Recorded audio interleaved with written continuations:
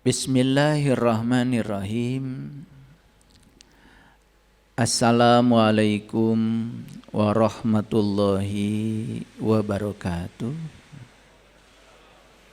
Salam sejahtera untuk kita semua.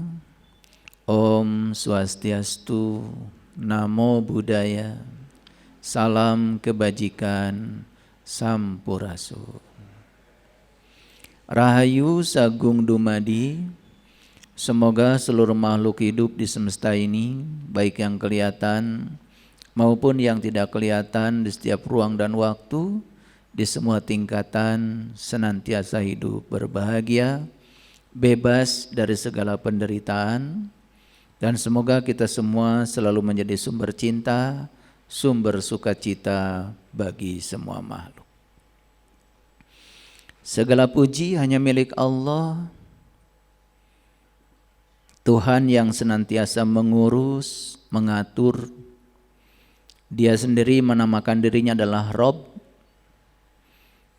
yang senantiasa memenuhi segala kebutuhan hambanya, yang cinta kasihnya tanpa batas, yang senantiasa memilih keinginan-keinginan dari hambanya yang terbaik.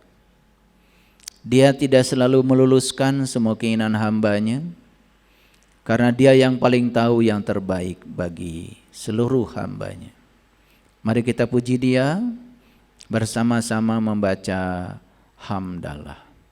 Alhamdulillahirabbil alamin. Mari kita sadari kehadiran dia dalam diri kita. Karena kalau kita menyadari kehadirannya dalam diri kita, maka ridhonya, berkahnya akan selalu meliputi diri kita. Oleh karena itu, mari kita awali kajian kita di pagi yang sejuk ini. Semoga hujan yang di luar sebagai sebuah simbol, dalam diri kita akan ada hujan dari langit rohani kita. Kita sapa semuanya dengan kelembutan dan cinta, seraya membaca basmalah. Bismillahirrahmanirrahim. Para ahli neuroscience, orang-orang yang bergerak di bidang neuro itu adalah sel-sel otak manusia, baru saja merilis hasil penelitiannya, kondisi di mana otak manusia itu mengalami ketumpulan karena terus-menerus dihujani oleh kedangkalan makna dari media sosial. Jadi karena tiap hari terus-menerus diserang oleh berbagai informasi, yang informasi itu tidak memiliki makna sama sekali. Dan justru informasi itu hanya kedangkalan. Sehingga yang disebut dengan brain rot itu adalah otak manusia itu mengalami ketumpulan, mengalami kehilangan ketajamannya untuk bisa berpikir kritis dan kreatif.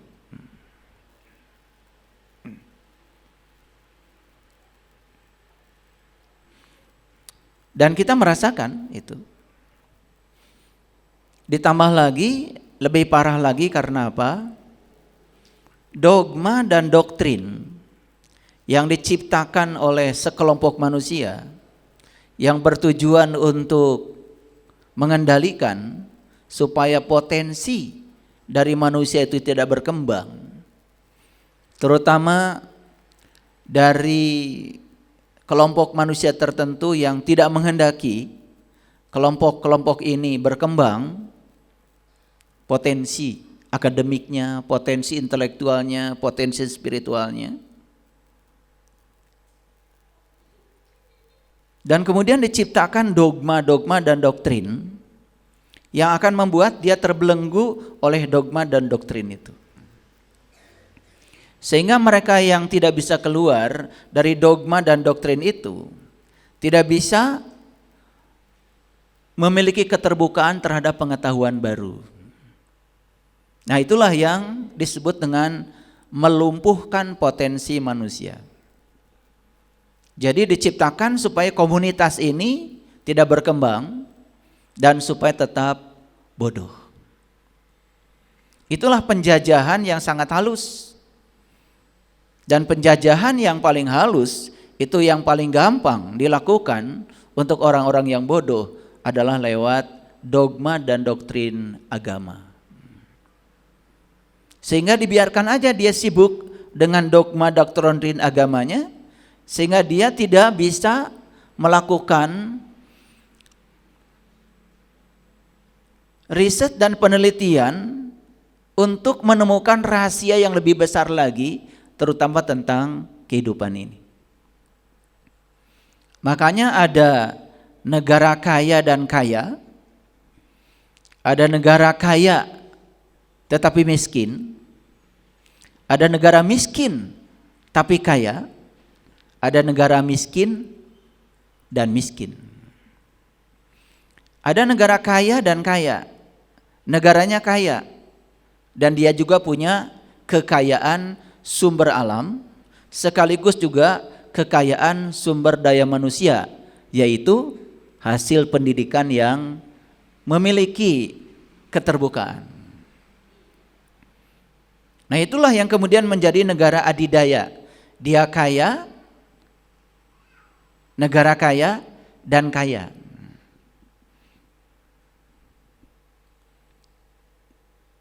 Dia punya segalanya. Secara ekonomi dia kaya, dia memiliki sumber daya manusia, dia juga memiliki sumber daya alam yang bisa dimanfaatkan oleh sumber daya manusia itu sehingga dia akan melaju dengan cepat. Itu menjadi penguasa ekonomi saat ini. Ada negara kaya tetapi miskin. Dia kaya tapi tidak punya sumber daya alam. Mohon maaf, seperti Jepang misalnya. Dia kaya tapi miskin. Jepang itu negara kaya, tapi dia miskin dengan sumber daya alam. Dia tidak memiliki segalanya. Tetapi dia pacu sumber daya manusianya.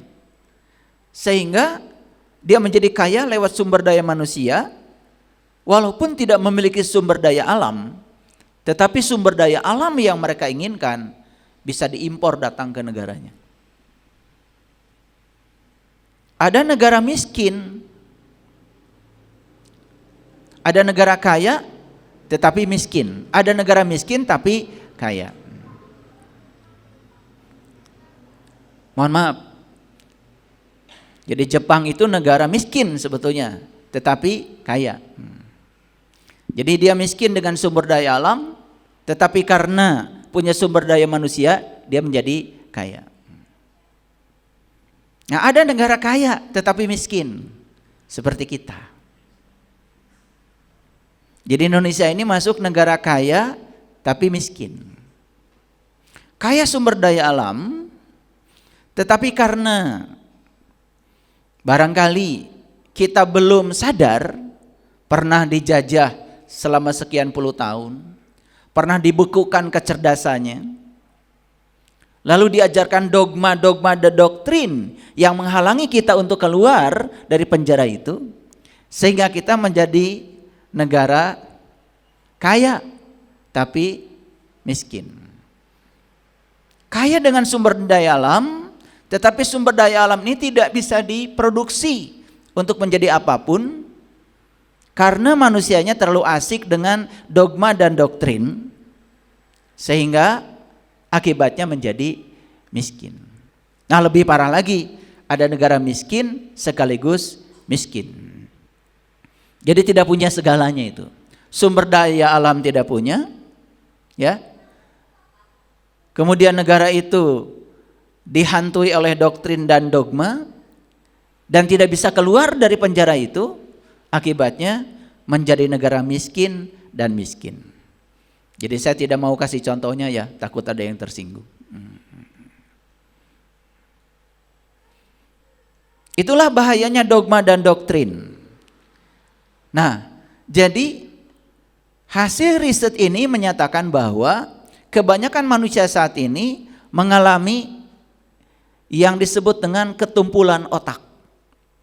Ketumpulan otak ini gara-gara diserbu terus-menerus oleh informasi dangkal, dan apapun informasi ditelan mentah-mentah dan dianggap itu sebagai suatu kebenaran.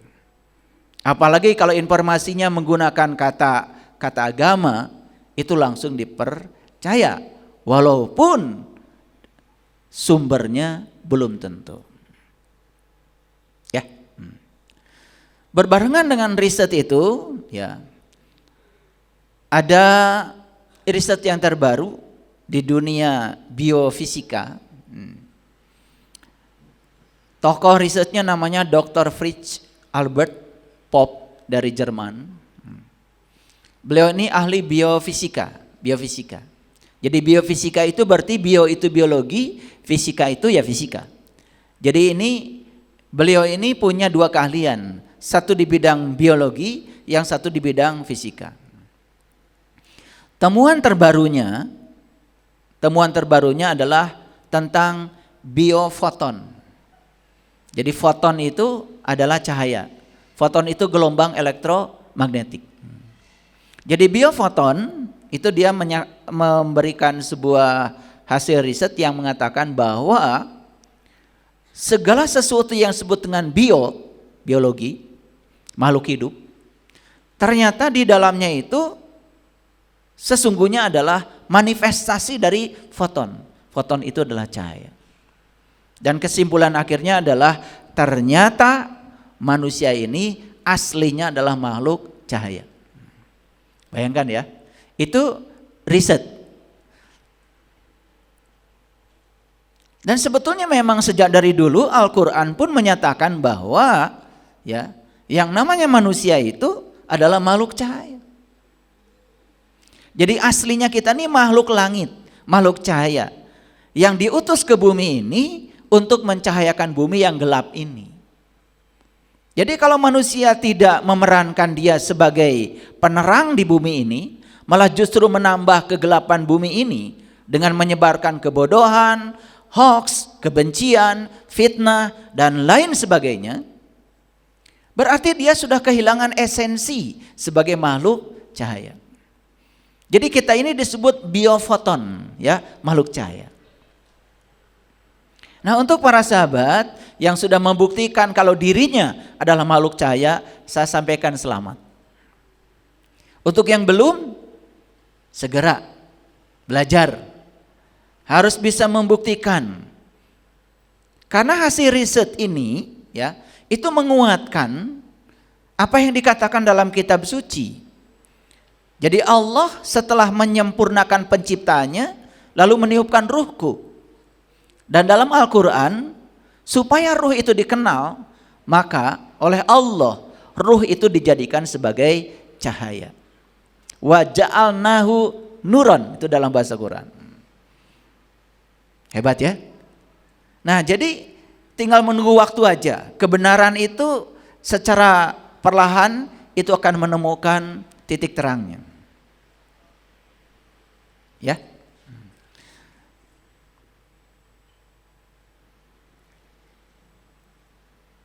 Itulah pentingnya kita terus belajar.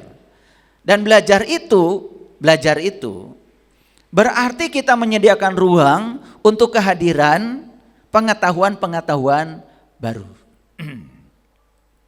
Nih saya kasih tahu ya. Orang yang hari ini pekerjaannya menyalahkan orang lain, itu tanda dia belum belajar. Dan orang yang hari ini sudah berhasil menyalahkan dirinya sendiri, nah dia ini sudah mulai belajar.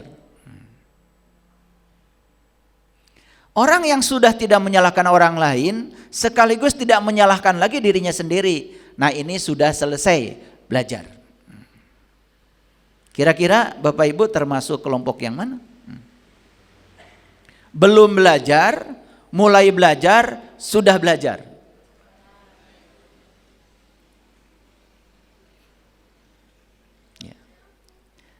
Kan banyak tuh ya, di TikTok, di YouTube. Pekerjaannya itu hanya menyalahkan orang lain. Merasa dirinya paling benar. Semua yang dikatakan orang lain itu pokoknya bagi dia salah aja. Menyesatkan orang lain, menganggap rendah orang lain. Nah, itu jangan lupa ya. Orang yang semacam ini belum belajar. Belum. Tapi kalau orang yang sudah menyadari kesalahannya, dia tahu kalau dia itu tidak tahu, lalu cepat-cepat mencari tahu, maka dia sudah mulai mengawali kebijaksanaan hidup. Itu yang disebut dengan mulai belajar. Ini orang tua ya, yang suka nyalah-nyalahkan anak tuh belum belajar. Jadi kalau anaknya nakal, dia kemudian menarik diri. Jangan-jangan yang salah adalah saya. Karena anak itu hanya mewarisi kodrat saya. Kodrat material dari tubuh saya dan kodrat sifat dari sifat-sifat saya. Jangan-jangan anak-anak berantem di sekolah itu karena pernah melihat orang tuanya berantem di rumah. Kan anak itu punya memori, punya mirror neuron, punya cermin saraf. Jadi apa yang dia lihat dipraktekkan di tempat yang lain. Sehingga orang tua yang semacam ini tidak buru-buru menyalahkan anak, apalagi ngambil sapu gebugin anak. Langsung dia introspeksi diri. Jangan-jangan ini adalah salah saya. Nah, itu mulai belajar. Mulai belajar jadi orang tua maksudnya. Tapi kalau seseorang yang sudah berhenti menyalahkan orang lain, juga sudah berhenti menyalahkan dirinya sendiri, inilah orang yang sudah belajar. Paham ya? Oke. Nah, hari ini saya akan membeberkan sebuah rahasia yang berjudul bebas dari penderitaan ilusi. Ini ada beberapa suku, ada beberapa kata kunci ini. Yang pertama bebas, yang kedua penderitaan, yang ketiga ilusi. Karena hampir kebanyakan manusia menderitanya itu bukan oleh kenyataan hidup, tetapi oleh reaksi dan tanggapan dia terhadap peristiwa yang terjadi dalam hidup. Sebetulnya ditipu orang tuh nggak apa-apa. Kan pesannya cuma, oh saya berarti bodoh, masih ditipu orang, kan gitu aja. Berarti saya harus banyak belajar, gitu aja kan sebetulnya. Tapi karena reaksi dia terhadap orang ini sangat negatif, dan itu yang membuat dia menjadi sangat menderita. Bahkan timbul dendam, ingin melampiaskan dendamnya pada orang lain. Padahal sebetulnya semua peristiwa di alam semesta ini netral adanya, menjadi tidak netral karena diberi makna oleh kita sendiri. Ya, paham ya? Nah, makanya hari ini saya akan cerita Nabi Adam. Saya akan cerita, ya, sebetulnya bukan Nabi Adam yang saya ceritakan, Adam sebetulnya. Karena di Quran itu nggak ada Nabi Adam, yang ada itu Adam. Saya mau cerita Hawa. Kalau kita kan kenalnya pakai Siti, betul nggak? Ya, padahal sebenarnya dalam terminologi agama Islam terutama tidak ada itu Siti Hawa, yang ada adalah Hawa. Makanya yang benar itu sebutannya adalah Adam dan Hawa. Ya supaya semua mengerti, ya, yang mana Adam, yang mana Hawa. Tapi saya akan menjelaskan secara hakikat. Saya tidak akan menjelaskan secara syariat, secara hakikat. Nah, ada Adam, ada Hawa, ada malaikat, ada iblis, ada setan, kan gitu. Dan itu kan semua sudah masuk ya, menjadi satu bangunan pengetahuan di otak kita. Nah, oleh karena itu Jangan heran kalau saya menjelaskannya mungkin agak sedikit berbeda dengan yang Bapak Ibu pahami selama ini. Nah, oleh karena itu ya, bagaimana caranya kita bebas dari penderitaan ilusi? Penderitaan ilusi itu adalah penderitaan yang tidak ada sebetulnya, diadakan oleh kita sendiri. Di mana diadakannya? Di pikiran, dan itu hanya sebatas ilusi. Nah, sama ya, dari tadi malam sampai sekarang di luar hujan. Ya. Kemudian ada yang mau mengaji ke tempat ini, lalu berpikir, saya nggak akan ngaji, takut hujan.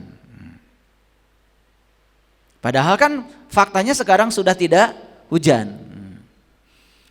Faktanya tidak hujan, tapi otak kita masih takut hujan. Nah, takut hujan ini kan diciptakan oleh pikiran. Dan pikiran yang suka menciptakan itu sedang menciptakan penderitaan ilusi.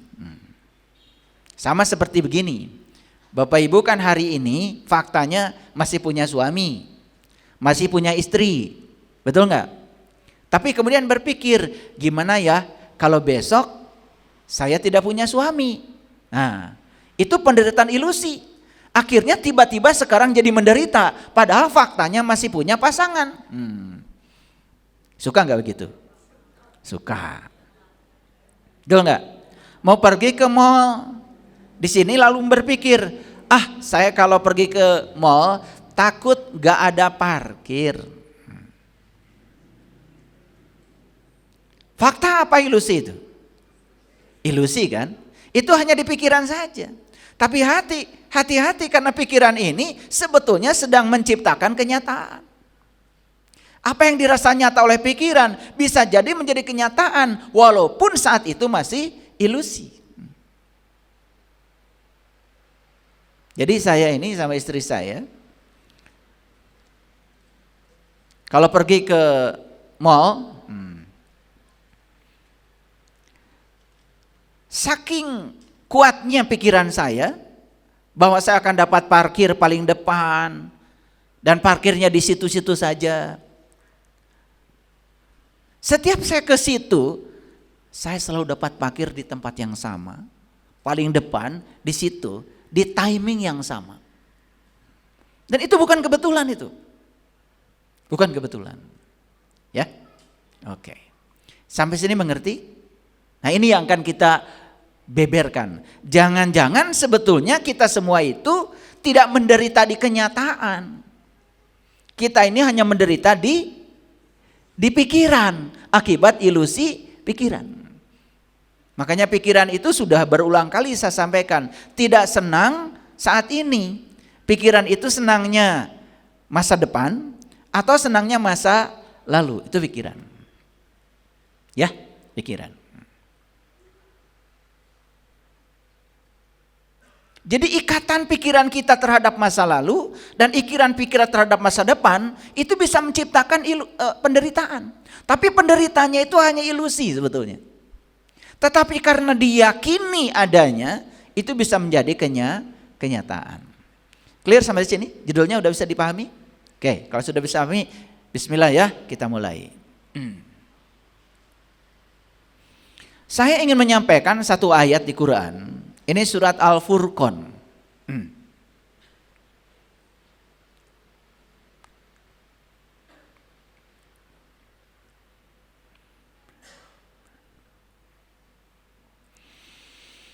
Ini surat Al-Furqan, surat ke-25, ayat yang ke-30. Saya bacakan ya, bahasa Arabnya supaya masuk di otak kita. Wa qala Rasul, berkatalah Rasul. Siapa Rasul itu? Rasul itu orang yang dapat ilmu dari Allah dan dia diberi izin menyampaikan ilmunya kepada yang lain. Itu namanya Rasul. Jadi Rasul ini adalah penyampai ilmu sebetulnya. Nah, kita kenal ada 25 Rasul kan? Betul? Sampai Rasul yang paling akhir, ya, Rasul kita namanya Nabi Muhammad Rasulullah Sallallahu Alaihi Wasallam. Ini Quran disampaikan kepada Nabi Muhammad. Ya. Jadi Nabi Muhammad itu adalah salah seorang dari Rasul itu. Dapat ilmu dari Allah dan diberi izin menyampaikan ilmunya kepada umatnya. Nah, salah satu titipan Allah pada Nabi Muhammad itu adalah Al-Quran, bukan? Setuju ya? Setuju semuanya? Setuju. Al-Quran kan? Al-Quran ini sering disebut sebagai kitab suci. Disebut juga pedoman hidupnya umat Islam. Tetapi ada satu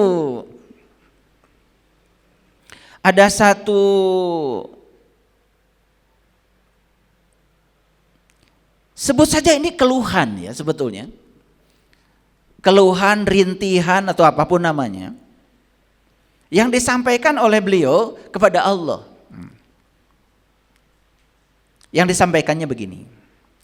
Waqala Rasul, berkatalah Rasul, ya Robbi berarti ya Tuhanku, inna qaumi takhadu hadal Quran mahjuro. Sesungguhnya kaumku menjadikan Al-Quran ini, hadal Quran, sesuatu yang sia-sia. Ini Nabi Muhammad ini. Nabi Muhammad sedang menyampaikan keluhannya kepada Allah. Setelah beliau mendapati Quran, lalu Quran ini disampaikan kepada kaumnya, kepada umatnya. Dari pengalaman dan penglihatan beliau melihat mereka-mereka yang sudah dapat Quran ini malah justru menjadikan Al-Quran itu sebagai sesuatu yang sia-sia.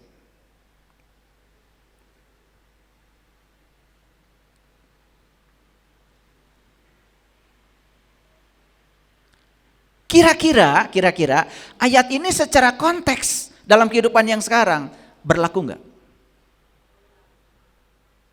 Berlaku enggak? Nah, lucu ya gini. Kalau ditanya, pedoman hidup Anda apa? Al-Quran. Tiba-tiba saya menjelaskan sesuatu dari Al-Quran. Dari Al-Quran loh. Dia menolak.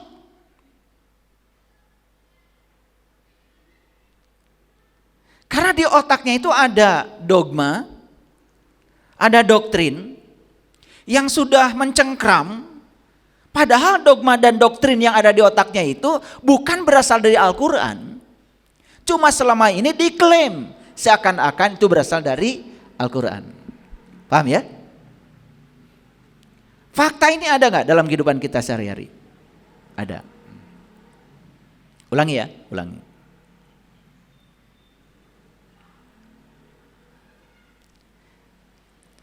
Kalau ditanya pedoman hidup Anda apa? Jawabannya Al-Quran. Saya membaca Al-Quran dan menangkap maknanya. Kemudian saya sampaikan kata Al-Quran begini loh. Tapi dia menolak mentah-mentah.